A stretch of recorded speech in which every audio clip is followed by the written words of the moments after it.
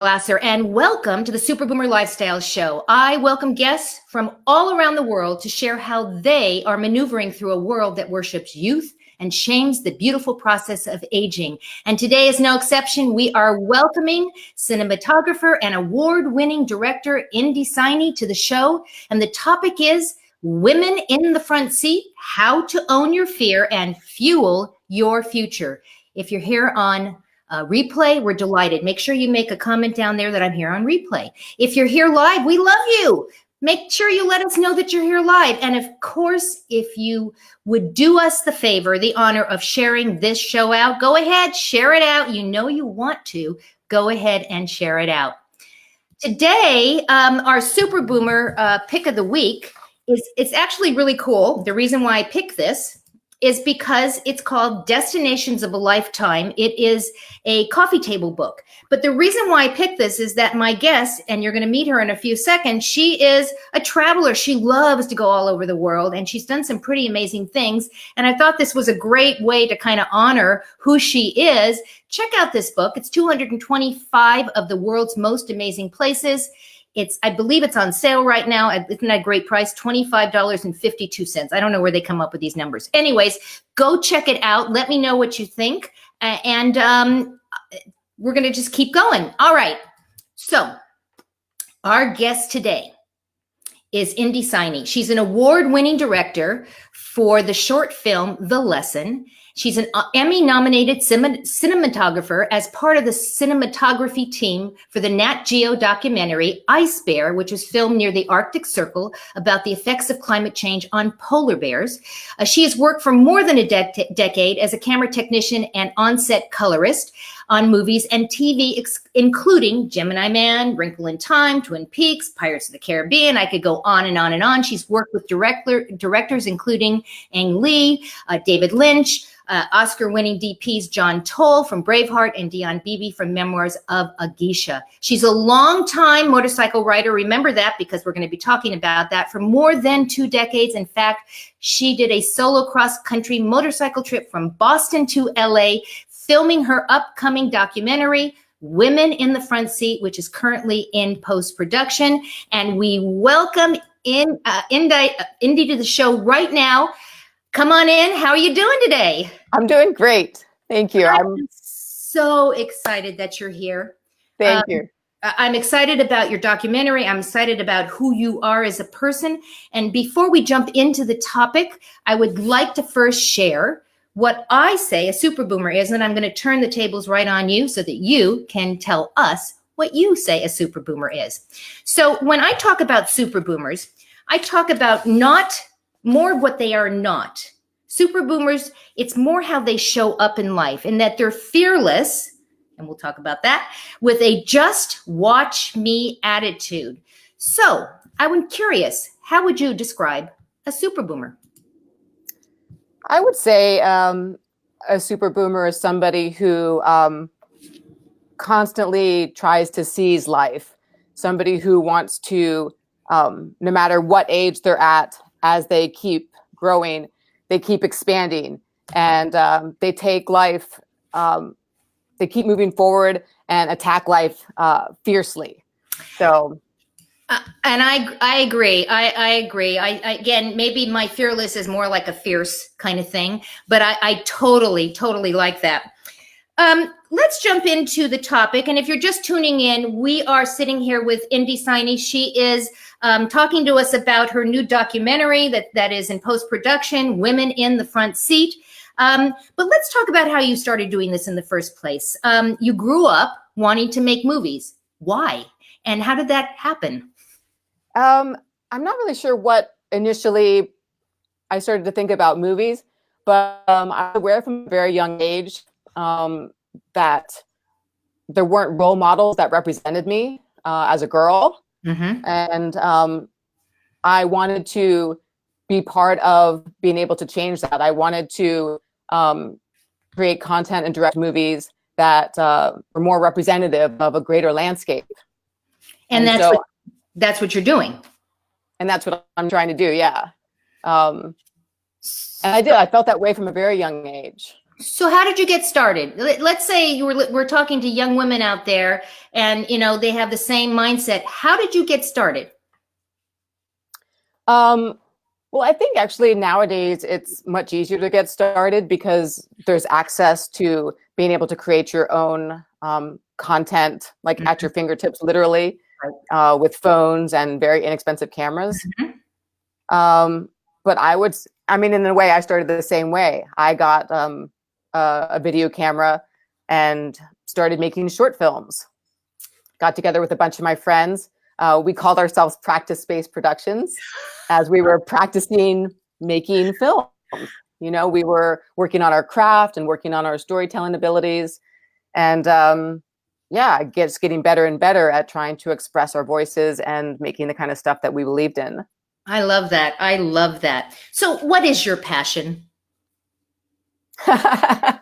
um, well, I would say I have multiple passions.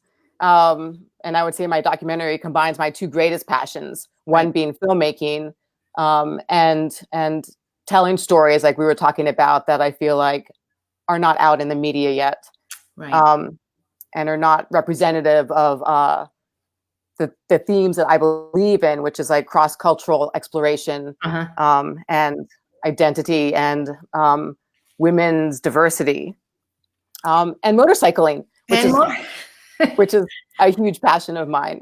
clearly you're Yes. an avid traveler and adventurer. Tell us some of Yes. the places that you've gone. Um, I have been fortunate enough to have been to over 40 countries now.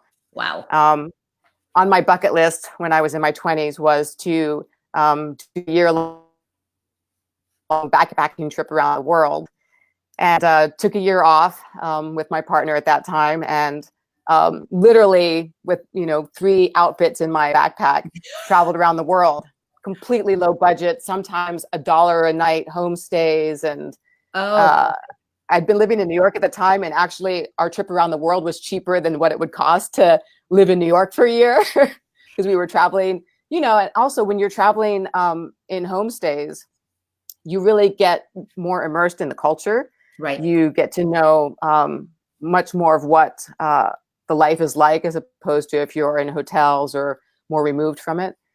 Um, I would say some of my most favorite places, are still in Europe. Like I love Italy and I love Prague. Um, Well, you'll be but happy to know that we have quite a few viewers from Italy. We have a great viewing audience in Italy. So maybe, they're going to, when you go back there, you'll have to check that out. How has that changed how you show up in life? The fact that you've gone to, you said over 40 countries, how does that change how you've showed up in life? well, I think one of the things that I love about travel is that it challenges you. Mm-hmm. And it not only challenges you like mentally and emotionally and physically, but it challenges your perspectives. And, we all tend to get really caught up in what our views and our opinions are of something, and how we see the world. And Right. then the moment you get outside of your own everyday reality, you realize that there are lots of different ways to experience the world and lots of different ways to see the world. And what you maybe thought was like a foundation for thought is completely different when you walk into a different circumstance. And Right. so traveling has taught me to sort of broaden how I view things, and allow a lot of other possible perspectives to come in.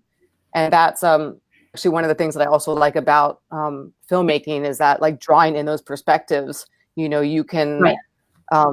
help other people to see them when they're not necessarily going to other countries. So this is a topic I told you we were going to talk about before we got on, because I'm fascinated by it. And we're going to talk about fear. And, Right. I always talk in terms, when I describe a super boomer, I talk about I'm fearless, right? And I'm going to ask the question because I kind of know the answer. Can someone actually be fearless? Do you believe that there's such a thing? I used to be a real advocate for being fearless. And I mean, I used to have t-shirts that would be like, have Fearless. fearless on them. Me too. And yeah, I was constantly trying to be fearless. And actually, the first time that was reframed for me was on my motorcycle trip. I met a woman in Chicago whose name is Tamale Sepp, who's in the documentary. And the way that she expressed it, she's like, oh, I'm not fearless. I'm full of fear. But I would call myself courageous. And there was just like a little light bulb that went off because fear is something that is actually healthy, and it's something that, as a motorcycle rider, like if I don't have fear, I think that's when people start to make mistakes. And that's when, bad things can happen. If you really aren't paying attention to those, natural instincts of fear. But if you say, okay, I'm afraid, I'm really afraid, but I'm going to do this anyway. Yes. That is, like, to me, makes actually a lot more sense. You approach life bold and courageous with that knowledge of fear that you've embraced, and you walk forward with the fear, and you take on life and all of its challenges. So you probably would go by the adage that feel the fear and do it anyways. Yes, absolutely. Right? Feel the fear and do it anyways. So that kind of brings us into your documentary. And, your tagline is Women in the Front Seat, Determining Their Own Destinations. And before we talk about it, I actually want to show to our viewers a 2-minute reel from your documentary that is so awesome. So guys, here it comes. I'm going to drop, we're going to actually be here, but we're going to put this right into the show. And I'm going to go ahead and start it.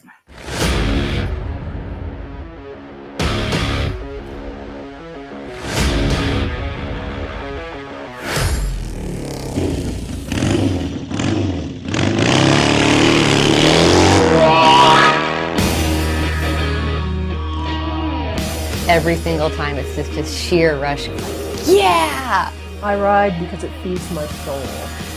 It's getting awesomer every day. As a mixed race kid, I didn't have a community, and when I first learned to ride a motorcycle, it was transformative. I ride motorcycles with a bunch of badass babes. We're the Piston Nannies, and it's a group of about 13 girls now. It's called Bikes and Mics because every one of our riders has a voice. I've always been on the back seat, and I just decided it was time to get in the front. Because, before I was young, I thought it was cute to be on the back. I'm not fearless. I get scared. I would call myself courageous. Courageous to me means that you get scared and you still do whatever you want to do. So I drifted over head on with the dual. Broke 2 vertebrae clean through, and they don't know how to sever my spine. I've had people say, "You're not gonna get back on," and I went, well, if you get in a car accident, you get back in a car. What happens when you ask for permission? You give people permission to make your life choices, and that's not okay. In those early years of riding is where a lot of my inner strength and a lot of my self-esteem developed. That really set me up for success now in my life. To be able to take a look at what you actually want and what your heart is calling for, and allow yourself to just be like, yeah, I'm gonna go do that. That's pretty awesome. They can say this sport isn't me, but the sentiment is.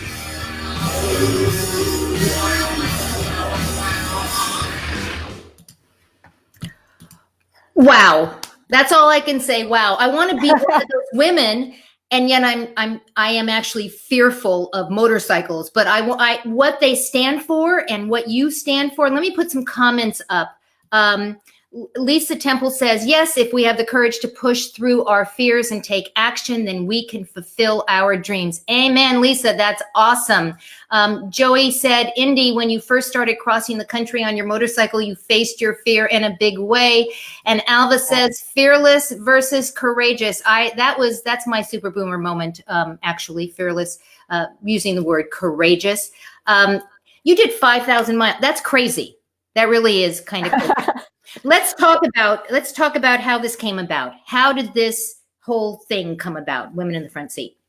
Well, I had wanted to make some sort of project about women motorcycle riders for at least 5 years before I did the trip, and had talked to other people and had put together different formats for a project, but those ideas were rejected by men in boardrooms, who didn't feel like, actually what was said to me was, nobody's interested in that. And so I just decided that, because I know people are interested, I'm interested. I know that there's other women who are interested. Right. And as I, discovered doing my trip, and since my trip, there's a lot of men who are interested in hearing the stories of women motorcycle riders too. So it was almost, when I decided to do the trip and shoot the film, there was a sort of a spontaneity to it. I had a film that I was going to go do that went away, and all of a sudden I had this period of time, and I was like, okay, so I'm gonna do it now.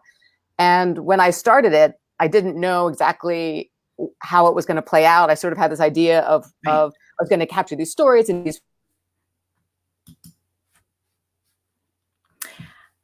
I think we're having some connectivity issues. Oh, there you go. Okay. You're freezing over there, Indy. Okay. Oh. There you go. Keep going. Okay. Yeah, and as like most things evolve and change that you don't know ahead of time. Right. It became something completely different. Like once I was on the road and meeting the women, there were so many amazing stories. Right. Like halfway through the trip, I was like, oh, this is something much bigger than what I thought it would be and what I started out to do. Well, one of the things that you write, it was so much more than just driving their motorcycles. It's driving their lives, right? Yes. Yeah. And part of what I wanted to do with it was, like women in the front seat. The idea was that, like, to express women who are making choices in terms of leading their lives on their own terms. But then as I was meeting all these different women, they were doing it in so many different ways too.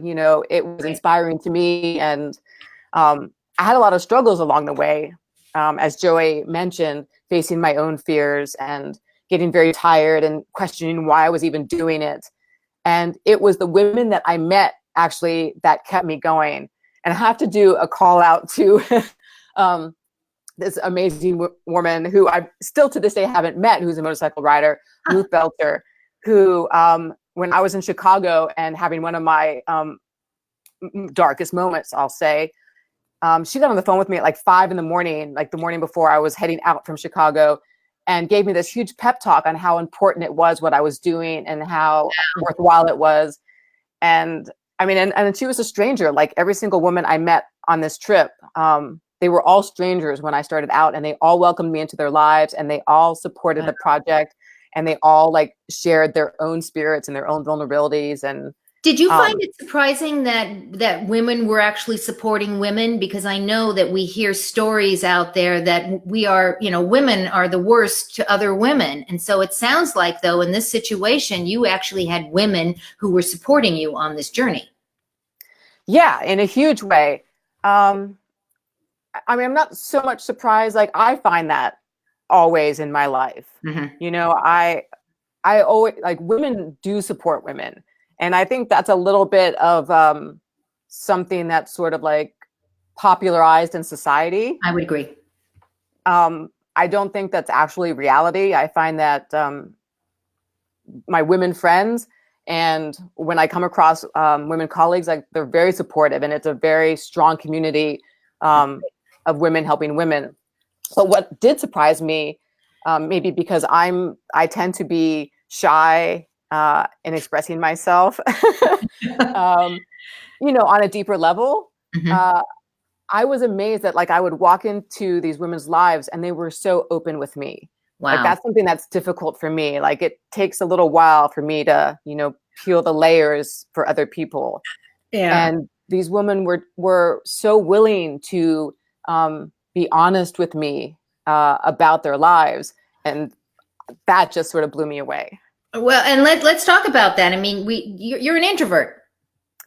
Yes, I am. and we were talking, and so am I. And so how did that work for you out there and you said that you were welcomed, and did that make it easier for you because you are an introvert, that they were so welcoming? It did. Yeah. I mean, that was like one of the things that I didn't think about before the trip. Mhm. I just had this driving mission that I had to do this thing. And of course, like getting it all ready with the motorcycle gear and the camera gear and finding, very good at logistics. Mhm. Like I can nail logistics. So I got all the logistics worked out. And all of a sudden I started showing up at these strangers' homes and I was like, oh shoot, I got to talk to these people. Did it get easier? It did get easier. I wouldn't say the showing up got easier. My first moment with everybody always was very difficult for me. Yeah. But I would say the talking to people, I got more comfortable faster. Oh, that's good. So yeah, the first moment was still hard, but yeah. Especially because I found as I was going that people were so welcoming. So as we're sitting here, we're talking to Indy Saini and about women in the front seat and her documentary that's coming out. And I know that you did some crowdfunding for this as well to finish up the project. That's been closed. But if you're watching this show, guys, and you're saying, you know what, I want to be a part of this. I want to help Indy get to that last piece because you're almost there. I mean, right? Yeah. You just have some music and things like that. If you'd like to donate to this and be a part of this wonderful, wonderful thing that she is doing, you can actually go check her out at her website, indyksaini.com, and you can contact her there and actually find out how you can actually become a part of this. I would encourage you to follow Indy right on Twitter at Indy Saini, and also follow her on Instagram, on Insta, or I call it IG. It's Indy K Saini, and go and join her Facebook. She's got a Facebook group over there page, Women in the Front Seat. If you forget the Facebook, it's okay. Just put it in the search comment column. And if you want to see more about this whole story, I'm going to put the link down here because that's a lot of words and a lot of images there. But go and go check out the entire story because it is fascinating what you have done and where you have come from and where you're going. I'm going to go ahead and put this in here right now. The link is now in the comments over there. Any last minute thoughts or anything that we haven't mentioned that you would like to share with the audience about this or anything else? Well, I guess one of the other reasons for the documentary and why I call it Women in the Front Seat is that, I mean, it is specifically a documentary about women motorcycle riders, right. But the concept of it, and we talk about this in the documentary a little bit, is that it's really about just being free in your life and having the freedom and the permission to make decisions that are important to you. Yeah. So it's not necessarily only about motorcycle riding. It is about taking your own personal freedom to live the life that you want to have. That's the bigger message. Taking control of your life, taking charge of your life and doing it. I want to thank you. I am fascinated by what you're doing. I think I mentioned I'm afraid of motorcycles. Maybe I need to become courageous, not fearless, but courageous about it. But I am fascinated that you are a woman and that you have so many women that you actually feature in this documentary that get on their bikes and you rode 5,000. I mean, I want to say that's crazy, but it isn't. I mean, it isn't crazy. This is something that you wanted to do and you did it. And you have to be proud of that accomplishment. Yeah. I'm excited about it, and I'm excited that I did it. It was on my bucket list. I totally love that. I want to thank you. I know that you are all over the place right now, but I want to thank you for taking time out of your crazy schedule to hop on this show with me today. I really encourage our viewers to go check out all the different things that are going on. Go check out what's going on. I put the link in here, the bit.ly down here in the comments. Click on that. Go take a look at it, and then come back and write some comments in here. Tell us what you thought. And because this is fascinating, and I want to thank you. I'm going to drop you into the green room because I have my super boomer moment. Okay. Well, I want to thank you so much. It was really an honor to be here. Oh, my pleasure. My pleasure, truly. So I'm going to drop you down. Don't go away. I'll be back to you in a second. Thank you. So this is the time that I talk about my super boomer moment, and I was going to talk about something completely different, but when we were defining that whole word of fearless versus courageous, because I use the word fearless. Fearless is actually my word of the year of this year. I use the word fearless. I have a t-shirt, as Indy said, that says I'm fearless. My definition of super boomers is that word fearless. And after hearing this conversation about maybe changing the conversation and that it's more about being courageous. And I really, really, really like that. I think I'm going to change my language about that. And I want to thank you, Indy, because it's actually going to change how I describe what we're doing here. And so I thank you for that. Guys, as you're watching this and you're paying attention to I'm going to hide you again. I'm sorry. As you're paying attention to what's going on this show, let us know where you faced your fear, where you've done something courageous, where you are doing something where it's actually identifying and creating this world that you live in. I'd love to hear what you think. And as I say every single week, I want to thank you for making the choice to spend your time with us today, because we know that you have a choice. And we thank you for taking that time to spend it with us. And so I like to say, go out and give somebody an awesome day. And we'll see you next week on the next episode of the Super Boomer Lifestyle Show. Goodbye, everyone.